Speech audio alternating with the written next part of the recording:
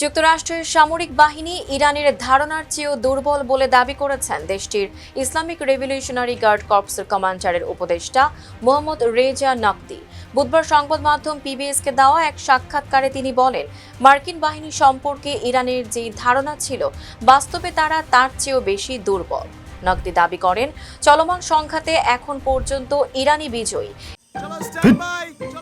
লাইফে কোনো কিছুর গ্যারান্টি নাই, তাই ইন্স্যুরেন্স করুন সিটি ব্যাংকে, কারণ ইন্স্যুরেন্স করলে সিটিতে সুরক্ষা পাবেন নিশ্চিন্তে।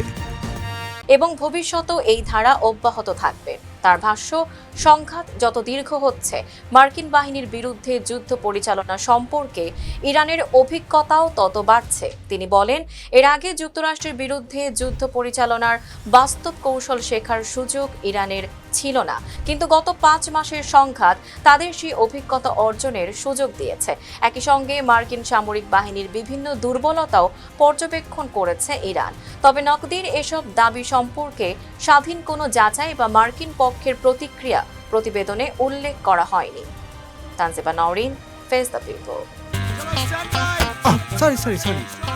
লাইফে কখন কি হয় গ্যারান্টি আছে, তাই ইন্স্যুরেন্স করুন সিটি ব্যাংকে, কারণ ইন্স্যুরেন্স করলে সিটিতে সুরক্ষা পাবেন নিশ্চিন্তে।